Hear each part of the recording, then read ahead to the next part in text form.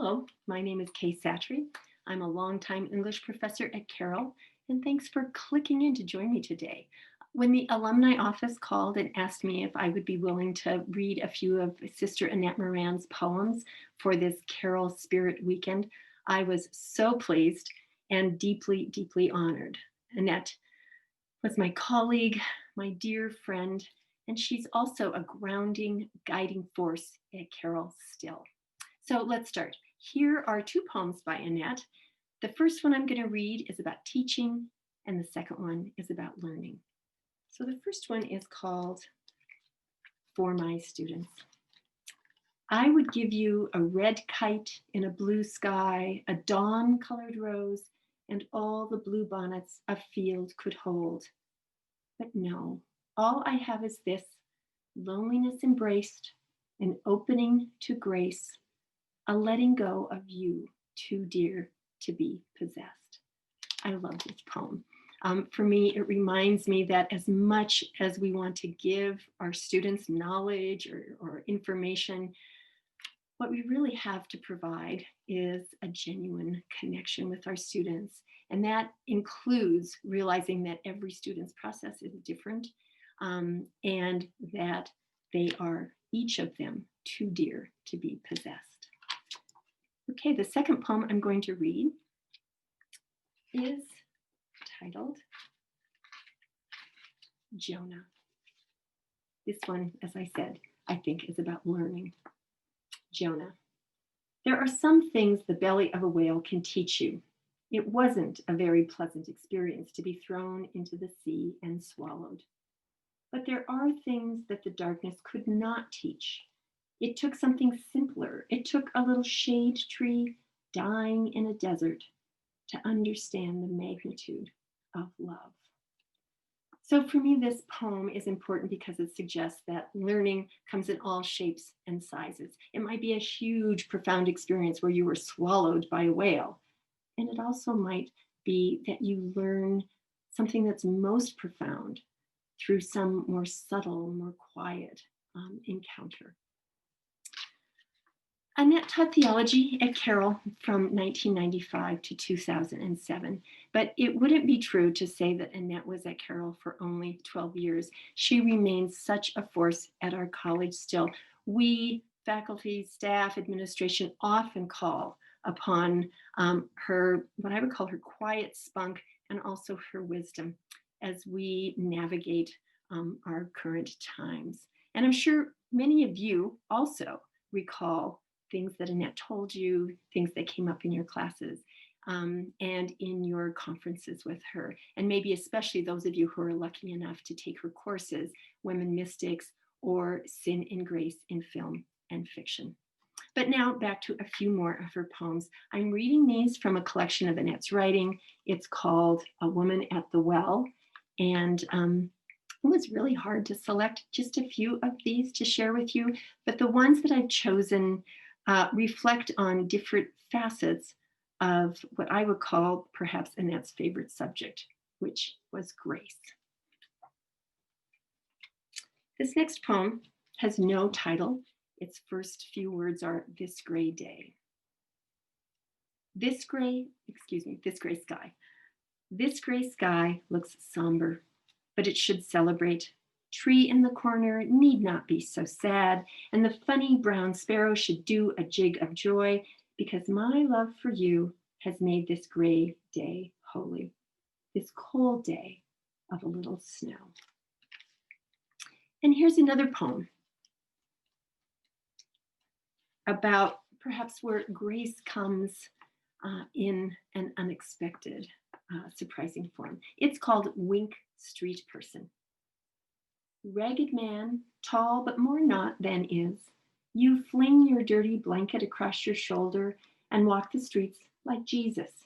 You dare us to judge you or pity you as you look through the trash cans and garbage for a little food. Today, I saw you coming down the hill whistling when my heart was down among the litter of the street, picking through the trash cans, starved for a little hope. So whether it's a gray sky and a somber day, or whether it's a street person, grace shows up learning shows up in sometimes the most surprising, unexpected ways and from the most unexpected sources. So Annette taught me, and perhaps many of you too, a whole new meaning of grace. It's the idea that every aspect of our experience expresses grace in everything. It could be our most ordinary moments, or our most joyful moments, or our darkest moments. We can recognize God's love, and that makes every moment sacred. The term for this in Catholic theology, as Annette taught me, is sacramentality. So these next two poems focus on joyful experiences and the grace that emerges there. The first of these is about drinking in fully the sensory delights of this life. It has no title. From day, you quaff the light, from night, the stars, from the roses, all the mystery that your dark eyes hold. From me, you take my soul and drink it lightly down, then laughing, toss the cup aside. Oh, beloved epicure, no wonder you act so drunk. And the next poem I'm going to read is about a more ecstatic kind of experience. It's actually not by Annette, although it is her favorite poem, and it was written by Matilda of Magdeburg, who was a medieval woman mystic, one of those that she teaches, that she taught in her Women Mystics course. I cannot dance, Lord, unless you lead me. If you want me to leap with abandon, you must intone the song. Then I shall leap into love, and from love into knowledge, from knowledge into joy, and from joy into the harvest, that rich fruit beyond all human senses. There I want to remain, whirling.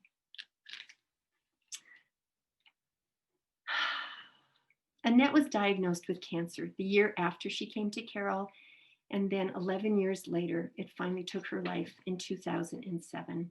Her poems also insist that grace shows up in some of our hardest and darkest moments. And I'm going to read a poem here that's titled simply Cancer. There was a path, she said. I kept looking, walking into the deep grass, fearful of snakes I could not see. No snakes in this country, he said. There is always one that surprises, like the cancer inside, silently hiding, waiting to rear up and strike. There is no path here, I said. In this next poem, Annette is very explicit about the way in which this dark experience invites her to open up to grace. It's called To Christ on Death. Opening to thunder, sun, and lightning, grace that spills out of all my inward being. I will not run from stones and scrapes and scars that speak of wrestling with an incarnate God, not closed and drawn small, but open wide, eyes seeing, ears hearing, arms reaching wide, cross-wide, to love the world. Only then will I be shaped enough for the final openness to dark, for the reluctant offering up of so loved self and world to a final, total grasp of grace, becoming finally me, given back most beautiful in thee.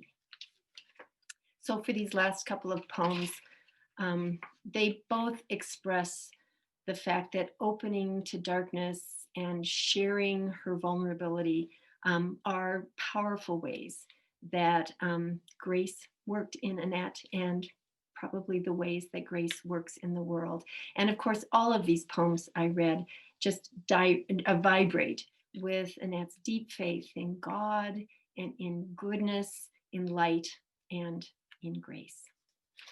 So way back when Annette was doing her PhD work at Berkeley, she wrote a letter to her family where she talked about something that she was learning about grace. And I want to read that short passage to you now. She says, One thing I've come to realize is that grace is always assisted with that unexpected reality that intrudes into our well-planned lives. Something, I guess, like the iceberg that hit the Titanic. It is those times that we are challenged to grow and open ourselves up to God in totally surprising ways. More than anything, you have to trust that no matter how dark it gets, all will be well. I'm going to read one last poem by Annette. It's the poem that opens this volume, and it's both very simple and it's deeply, powerfully profound. I like to think of me as lace, where God is all the empty space. Oh, to be lace, where the light flows through beautifully, patterning me for you. Okay. So I'm going to wrap up now.